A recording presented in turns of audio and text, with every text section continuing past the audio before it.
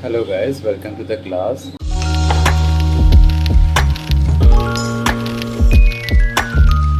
और मैं आप सभी का स्वागत करता हूँ इस नए वीडियो में। और आज की इस वीडियो में हम सीखेंगे फॉर्म टैग्स के बारे में। ठीक है, फॉर्म टैग्स होता क्या है, फॉर्म टैग्स हम क्यों काम पे लेते हैं, ये सारी चीज़। ठीक है, जैसे कि आप अभी मेरे स्क्रीन पे देख पा रहे हैं, अभी मैं यहाँ पे आपको टाइप करके बताऊँगा कि फॉर्म टैग क्या होता है। आप इसको अच्छे से नोटबुक लेकर आप इस पर नोट कर लेना। ठीक है, अब form tag is used as a container which includes input tags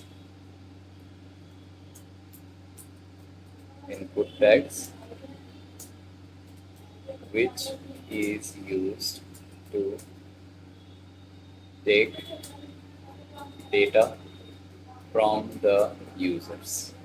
ठीक है, अब ये फॉर्म टैग क्या होता है, ये कंटेनर क्यों बोला मैंने, और इनपुट टैग्स क्या होता है। बेसिकली जो फॉर्म टैग होता है वो एक तरीके का कंटेनर है जिसके अंदर में हम सारे इनपुट टैग्स वगैरह लगाते हैं। अब इनपुट टैग्स क्या होता है, ये यूज़र से डेटा लेता है। कौन से टाइप के डेटा, जैसे ईमेल हो गया, ठीक है, ईमेल हो गया, पासवर्ड हो गया, ठीक है, जेंडर हो गया, मेल फीमेल वगैरह, एड्रेस वगैरह, ये सारी चीज़ें जो अपन जो सिलेक्ट वगैरह करते हैं ना, तो ये सारे जो डेटाज होते हैं हम जो करते हैं, जैसे मान लो फॉर एग्जांपल मान लो साइन अप वाला पेज, लॉगिन वाला पेज, रजिस्ट्रेशन वाला पेज, इस तरीके की जो चीज़ें होती है जहाँ पे हम वो सेक्शंस वगैरह बनाते हैं ना, जहाँ पे name, full name, last name, email, phone number, ये सारी चीज़ें जो देते हैं, ये सारी चीज़ें हम फॉर्म टैग्स के ज़रिए कर सकते हैं। ठीक है, अब देखते जाओ यहाँ पे हम कितने टाइप के फॉर्म टैग्स और कितने टाइप के इनपुट टैग्स हम यूज़ करते हैं, वो अभी मैं आपको मेरे स्क्रीन पे बताऊंगा। अभी जैसे आप यहाँ पे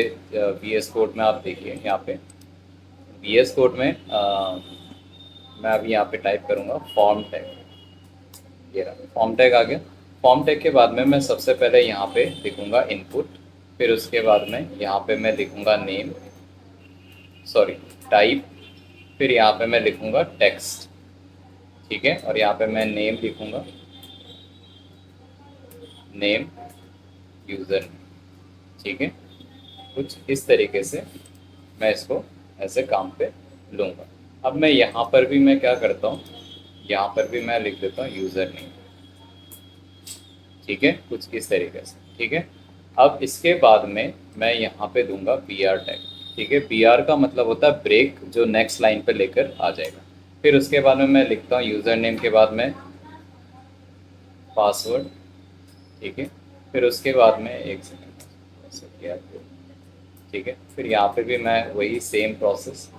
ठीक है, फिर यहाँ पे मैं लिखूँगा टाइप, यहाँ पे लिखूँगा मैं पासवर्ड। ठीक है, अब इसका काम क्या है ये समझो।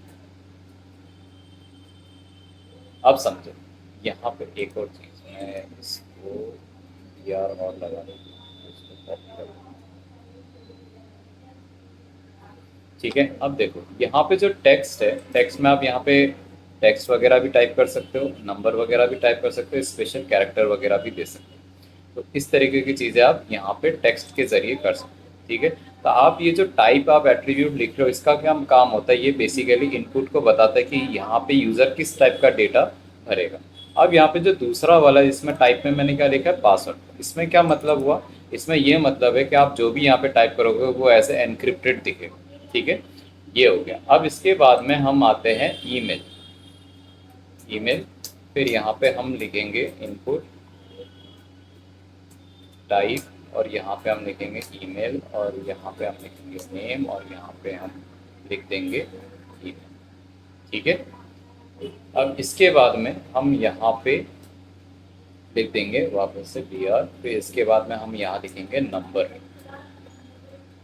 नंबर या कांटेक्ट या कुछ भी। ठीक है, अब यहाँ पे मैं लिखूँगा इनपुट टाइप, और यहाँ पे मैं लिखूँगा नंबर। ठीक है, अब समझो,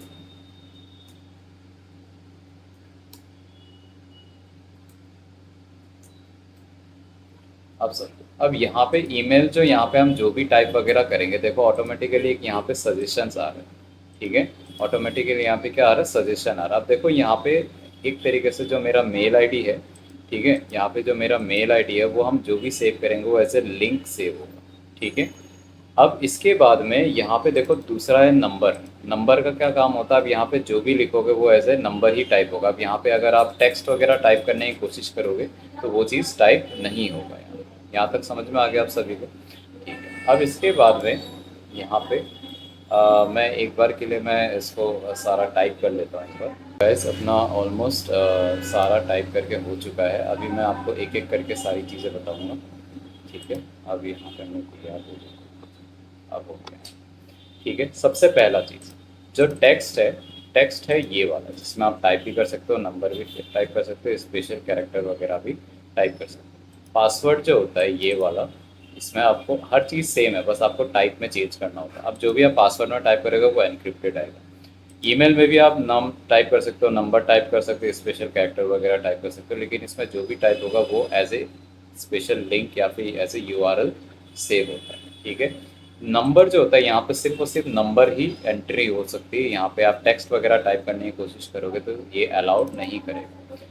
इसके बाद जो है फाइल, फाइल जो होता है ये बेसिकली क्या होता है, फाइल ये वाला जिसमें आप कोई भी फाइल को अपलोड कर सकते हो। आप जैसे मान लो कोड जोन एकेडमी, ये वाला जो मेरा फाइल है ये मैंने डाल दिया, तो यहाँ पे क्या आ रहा है, कोड जोन एकेडमी, देखो पीडीएफ अपलोड हो गया। अब वापस से मैं इस पर क्लिक करूँगा तो दोबारा ये रीसेलेक्ट करने के लिए ऑप्शन दे रहा है। ठीक है, डेट जो है ये वाला डेट जो है, इस पर आप जब भी ये क्लिक करोगे तो आप पूरा यहाँ पे डेट वगैरह यूज़ कर सकते हो। ठीक है, यहाँ पे क्लिक करोगे तो ये देखो सारे कैलेंडर्स आ गए। टाइम पे क्लिक करोगे तो यहाँ पे कितने बजे से लेकर कितने बजे तक है, ये सारी चीज़। फिर इसके बाद आ गया रेंज। रेंज जो होता है वो ये होता है जहाँ पे हम फिल्टर हो गया, वॉल्यूम हो गया, यहाँ पर हम यूज़ करते हैं। ठीक है, अब आते हैं जेंडर पे, जहाँ पे हो गया रेडियो। रेडियो का मतलब ये देखो, एक या तो मेल सिलेक्ट हो रहा है या तो फीमेल सिलेक्ट हो रहा है। अब ऐसा क्यों हो रहा है, क्योंकि यहाँ पे दोनों का देखो नाम सेम है, बस वैल्यू अलग अलग है। देखो अब इसमें क्या है, देखो अगर मैंने जेंडर में एक का भी नाम मैंने अलग अलग कर दिया ना तो ये दोनों एक साथ सिलेक्ट होंगे। क्यों, क्योंकि जो रेडियो की जो नेचर होती है वो क्या होता है, अगर उसके पास में दो सेम तरीके की चीज़ है तो वो उसी को पिक करेगा जो सिलेक्ट किया गया। अगर मान लो उसके अलावा कोई दूसरे सिलेक्ट हुआ तो खुद अनसिलेक्ट हो जाएगा। लेकिन यहाँ पे दोनों के नाम अलग हो गए जिसके वजह से वो ये चीज़ें दिक्कत कर रही। तो हम लोग क्या करेंगे, दोनों का नाम सेम रखेंगे। फिर जैसे हमने सेम रखा तो या तो फीमेल सिलेक्ट होगा या तो मेल सिलेक्ट होगा। ठीक है, अब फिर आते हैं टेक्स्ट एरिया। टेक्स्ट एरिया क्या होता है, ये बेसिकली एड्रेस वगैरह जो हम जो भी भरते हैं ना, बायोग्राफी वगैरह, जो भी प्रोफाइल पिक्चर वगैरह अपलोड करते हैं उसमें बड़ा सा सेक्शन होता है, वो यही चीज़ होती है। अब वो थोड़ा सा सुंदर दिखता है वो CSS की वजह से, वो हम आगे आने वाली क्लास में करेंगे। फिर यहाँ पे देखो एक चीज़ है टर्म्स एंड कंडीशन, ये वो है चेकबॉक्स जहाँ पे हम एग्रीमेंट वगैरह करते हैं। ठीक है, फिर ये हो गया अपना सबमिट। ठीक है, ये हो गया अपना सबमिट। अब एक चीज़ देखो, अभी हमने यहाँ पे यूज़र नेम लिखा है, किसी किसी देखना लॉगिन पेज पे इसके अंदर में नाम लिखा हुआ था, वो कैसे होता है, वो होता है प्लेस होल्डर वाले एट्रीब्यूट्स। ठीक है, प्लेस होल्डर, और यहाँ पे मैं लिखूंगा यूज़र नेम। ये देखो आ रहा है। अब देखो मैं जैसे इस पर टाइप करूंगा गायब हो जाएगा, जैसे ही मैं वापस से हटाऊंगा तो ये वापस आ जाएगा। तो ये किससे होता है, प्लेस होल्डर से होता है। ठीक है, यहाँ तक समझ में आ गया, ये होता है। अब इसके बाद में अब मान लो मैं यहाँ पे नहीं चाहता, नेम एट्रीब्यूट में मैं थोड़ी देर में आऊँगा, अभी आपको क्लियर करूँगा नेम एट्रीब्यूट क्यों लिखा हमने। अब यहाँ पे देखो ये जो चीज़ है यहाँ पे क्या नाम है, जो ये ईमेल नंबर ये सारी चीज़ें जो लिखी हुई है। ठीक है, अब मान लो इसमें से कोई चीज़ ऐसी है जो बिना भरे हम सबमिट नहीं करवा सकते, तो वो कैसे होगा। देखो अब मैं यहाँ पे क्या लिखूँगा, एक और एट्रीब्यूट, वो है रिक्वायर्ड। रिक्वायर्ड, ठीक है, क्या लिखेंगे, रिक्वायर्ड। अब जैसे हमने यहाँ पे रिक्वायर्ड लिखा, अब हमने मान लो हमने यूज़र नेम डाला ही नहीं, हमने सिर्फ पासवर्ड डाल दिया। अब मैं अगर सबमिट करने की कोशिश करूँगा ना तो देखना क्या आता है, ये देखो समझ में आ गया। अगर मैं ये रिक्वायर्ड नहीं लगाता तो ये चीज़ इंपॉर्टेंट नहीं होता, जब तक मैं इसको आप भरूंगा नहीं तब तक ये सबमिट करने नहीं देगा। ठीक है, अब आते हैं नेम एट्रीब्यूट। नेम एट्रीब्यूट का काम क्या है, नेम एट्रीब्यूट बेसिकली पहचान है, इसमें से यूज़र नेम कौन है, पासवर्ड कौन है, ईमेल कौन है, नंबर कौन है, प्रोफाइल पिक कौन है, डेट कौन है, टाइम कौन है और फिल्टर कौन है। ठीक है, इस तरीके से। अब एक चीज़ मैं आपको एक और चीज़ क्लियर कर दूँ कि क्या ये जो टाइप लिखा है कि इसी से मिलता जुलता लिखना, जी नहीं, आपका जो फील्ड है आप वही फील्ड का नाम यहाँ पर लिखो। ठीक है, तो जब फॉर्म टैग होगा उसको ये पता चल जाएगा कि मुझे ये वाले इनपुट में मुझे यूज़र नेम मिल जाएगा, इस वाले में मुझे पासवर्ड मिल जाएगा, इस वाले में मुझे ईमेल मिल जाएगा। ठीक है, अब हम इसको एक प्रैक्टिकल डेमो करके देखते हैं, ठीक है। मैं इसको नेवर कर देता हूँ। अब मैं यहाँ पे क्या करूँगा, यहाँ पे मैं लिख दूंगा CZA@123, ये मेरा यूज़र नेम है, ठीक है, एक डमी है।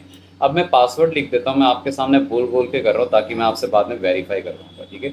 654321 ये मेरा पासवर्ड है, ठीक है। ईमेल आईडी जो है वो यही रख देता हूँ मैं, ठीक है, यही रख देता हूँ। और जीमेल सॉरी gmail.com, ठीक है। अब ये हो गया। अब इसके बाद में नंबर मैंने डाल दिया 9876543210, ये मेरा नंबर हो गया। प्रोफाइल पिक्चर अपलोड कर लेते हैं, जैसे मान लो ये मेरी प्रोफाइल पिक्चर है। डेट ऑफ बर्थ मान लो, मतलब मैं आज ही पैदा हुआ। फिर उसके बाद में मान लो टाइम है, ये भी आज ही का ही है, ठीक है। फिर उसके बाद में फ़िल्टर मान लो ये कर दिया, ठीक है। फिर उसके बाद में जेंडर मेरा क्या है, मेल है। फिर इसके बाद में मान लो कोर्स जोन एकेडमी में रहता हूँ, ठीक है, सीरियसली मत लेना, ऐसे रहता है, ठीक है। अब यहाँ पे टर्म्स एंड कंडीशन है, यहाँ पे मैंने क्लिक कर दिया। अब मैं क्या करूँगा, सबमिट करूँगा, ठीक है। अब देखो मैंने जैसे ही सबमिट करा तो सबमिट करते देखो यहाँ पे क्या हो रहा है। सबसे पहले देखो यूज़र नेम में क्या सेव हुआ, CZA%40, फिर इसके बाद 123। अब ये ऐसा क्यों दिखा रहा है, मैंने तो एट डाला था, CZA@123 इस तरीके से डाला था, तो ये क्यों आ रहा है। ये बेसिकली एंटिटीज़ होता है, जो URL होता है वो उस चीज़ को कन्वर्ट कर देता है एंटिटीज़ में, ठीक है। और जैसे ही वो वापस सेव होता है सर्वर में, वो वापस से ऐप पे कन्वर्ट हो जाता है, ठीक है। ये कुछ कुछ होता है क्योंकि ये चीज़ें यूआरएल में सपोर्ट नहीं करती, जिसके चक्कर में ऐसा होता है। फिर पासवर्ड में मैंने क्या दिया था, देखो पासवर्ड में मैंने दिया था 654321, ठीक है, राइट, यही दिया था मैंने। फिर उसके बाद में देखो ईमेल में मैंने क्या दिया था, CZA123%40 gmail.com, ठीक है। नंबर में मैंने क्या दिया था, 9876543210। प्रोफाइल पिक्चर में मैंने क्या दिया था, जो भी मैंने फ़ोटो अपलोड करा था, देखो उसका नाम आ गया, ये देखो .png, ठीक है। डेट ऑफ बर्थ मैंने आज ही का दिया था, ये देखो टाइम भी मैंने आज ही का दिया था, देखो 8:18, ये भी देखो यहाँ पे कन्वर्ट हो गया। फिर फिल्टर में देखो मैंने कितना उसमें सिलेक्ट करा था, 72।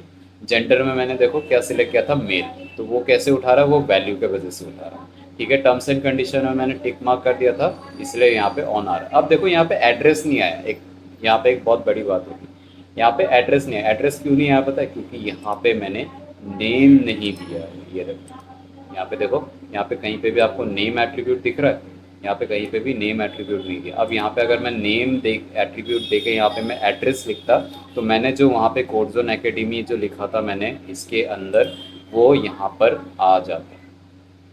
आप समझ में आया। तो ये कुछ इस तरीके से काम करता है, ठीक है। अब यहाँ पे मान लो आपने बहुत सारी चीज़ें गलत डाल दी, यहाँ पे आप मान लो आपको सारी चीज़ें आपको हटानी है, ठीक है। मान लो ये लगा दिया आपने, ठीक है, ये सारी चीज़ होगी। अब इसके बाद में मान लो ये चीज़ें आपको एक साथ में हटानी, तो यहाँ पे तब काम आता है रीसेट बटन, ठीक है। आप जैसे यहाँ पे क्लिक करोगे तो एक झटके में सारा क्लियर हो जाएगा। यहाँ तक क्लियर हो गया आप सभी को। तो कुछ इस तरीके से हमारा जो होता है फॉर्म सेक्शन काम करता है। यहाँ तक समझ में आ गया। अब आज हमने क्या क्या पढ़ा, एक तो फॉर्म टैग के बारे में पढ़ा, दूसरा इनपुट टैग के बारे में पढ़ा, इनपुट के टाइप्स के बारे में पढ़ा, ठीक है। फिर उसके बाद में नेम एट्रीब्यूट का काम क्या है, प्लेस होल्डर का काम क्या है, और उसके बाद में उसमें रिक्वायर्ड वाला जो सेक्शन है उसका क्या काम है। रिक्वायर्ड के बिना वो क्या करेगा, आगे सबमिट ही नहीं करने देगा, पहले उसको भरना पड़ेगा उस फील्ड को, फिर ही आप उसको सबमिट कर सकें, ठीक है। तो आज जो भी मैंने सिखाया है, मैं चाहूँगा आपसे कि उसको आप अच्छे से प्रैक्टिस करें। कुछ भी आपको डाउट होता है प्लीज़ कमेंट सेक्शन में कमेंट करें और हमें बताएं, तो मैं वापस से मैं कोशिश करूँगा उस चीज़ को मैं रेक्टिफाई करूँ, और वापस से एक सेपरेट वीडियोस बनाऊँ जिस पे सबके डाउट से रिलेटेड मैं चीज़ों को मैं क्लियर करूँ एक वीडियो पे, ठीक है।